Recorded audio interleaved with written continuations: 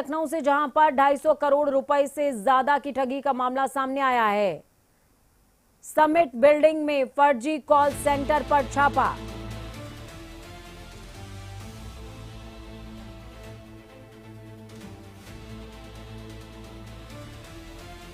विदेशी नागरिकों को डिजिटल अरेस्ट करके ठगी करते थे। खुद को एफबीआई अधिकारी बताते थे ठग।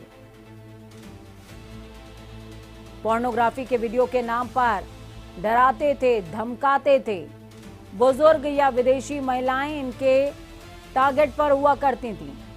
100 से ज्यादा कर्मचारी हिरासत में लिए गए। 30 से 40 हजार की सैलरी पर ठगों ने कॉलर्स भी रखे हुए थे। 20 से ज्यादा युवतियां हिरासत में ली गई हैं।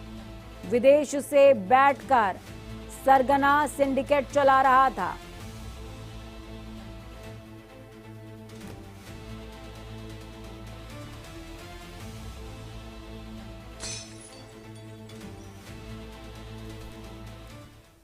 जिन्हें अच्छी इंग्लिश आती थी वो यहां पर नौकरी किया करते थे। ये बड़ी अपडेट आपको बता रहे हैं। आशीष वर्मा जुड़ गए ग्राउंड जीरो से हमारे साथ में। आशीष, क्या कुछ अपडेट है? ये बड़ा ठग गिरोह सामने आया है आशीष? बिल्कुल, देखिए ये सबसे बड़ा ठग गिरोह को लखनऊ पुलिस कमिश्नरेट ने कस्टडी में लिया है और कस्टडी में लेकर के अब पूछताछ की जा रही है। हालांकि अगर देखा जाए जिस तरीके से इंटरनेशनल कॉल करते थे, इंटरनेशनल कॉल करके बकायदा लोगों के साथ ठगी करते थे, उनके अकाउंट से पैसा निकाल लेते थे। करीब अगर देखा जाए तो ये उत्तर प्रदेश में सबसे बड़ी गिरफ्तारी कही जा सकती है। करीब 119 लोगों को हिरासत में लेकर के पूछताछ कर रही है, जिसमें से 40 लड़कियां हैं। इन लड़कियों की जो इंग्लिश होती थी वो बिल्कुल सर्राटेदार होती थी। इनकी अगर बात की जाए ज्वाइनिंग की, जिस तरीके से लखनऊ के समिट बिल्डिंग में पूरा नेक्सस चल रहा था और शाम 7 बजे से लेकर के रात 3 बजे तक की ये पूरा नेक्सस में चलता था। एक बड़ा ऑफिस खोल रखा था लखनऊ के अंदर और इसके सरगना के जो तार हैं वो विदेशों तक की जुड़े हुए थे। पुलिस ने हालांकि करीब 40 लड़कियां और 140 लड़कियां और कई युवकों को गिरफ्तार किया है। टोटल 119 लोगों की गिरफ्तारी हुई है। इनकी अगर सैलरी की बात की जाए तो इनकी जो सैलरी होती थी पर मंथ की जो सैलरी होती थी वो 27 से 28 हजार रुपए पर मंथ होती थी, यानी कि अलग अलग सबका स्लैब होता था। लेकिन इनको 10% इंसेंटिव दिया जाता था। जब ये लोगों को ठगते थे, लोगों के अकाउंट से बकायदा पैसा निकाल लेते थे तो उसका 10% एक्स्ट्रा उनको बोनस के रूप में दिया जाता था। हालांकि अगर ऐसे देखा जाए तो पर व्यक्ति की जो सैलरी पर मंथ की होती थी वो करीब 80,000 से 1 लाख रुपए के आसपास का पर व्यक्ति सैलरी लेता था उस कंपनी से।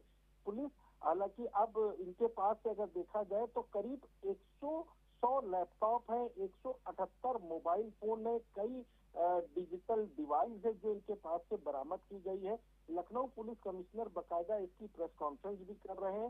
साथ ही साथ सभी आरोपियों को कस्टडी में लेकर के पूछताछ की जा रही कि किस तरीके से लोगों को ठगते थे, कैसे लोगों को निशाना बनाते थे।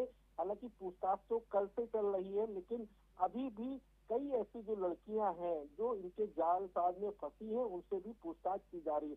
तो एक बड़ा जो साइबर गिरोह कहा जा सकता है उसका लखनऊ कमिश्नरेट पुलिस ने खुलासा किया है। बिल्कुल, लखनऊ पुलिस ने खुलासा कर दिया है। इस बीच देखिए आशीष, एक जहन में सवाल आता है कि ये तमाम लोग जो कॉलर्स के तौर पर हायर किए गए थे, जिनका शायद कोई दोष भी नहीं है, उन्हें पता भी नहीं था कि वो क्या काम कर रहे हैं, तो उनका क्या होगा अब? देखिए, कॉलर्स का ही काम होता था कि लोगों से बात करना, उनको नई नई चीजों के बारे में बताना।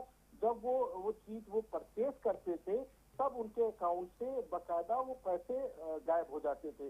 देखिए मेन इसमें, क्योंकि जब कॉलर को पर मंथ का टारगेट भी दिया जाता था, कॉलर के जो परिजन है, यानी कि इसमें जो करीब जो 40 महिलाएं जो पुलिस कस्टडी में है, इनके परिवार के लोगों ने भी यही कहा कि इस कंपनी में इंटरव्यू के लिए 5 सेक्शन पार करने होते थे, यानी कि एक बार इंटरव्यू नहीं होता था, 5-5 बार इंटरव्यू होता था और सैलरी जो स्लैब था वो सबसे बड़ा था, जिस वजह से इनके बच्चों ने बकायदा वो 5 बार इंटरव्यू पास किया, उसके बाद इनको जॉब मिली।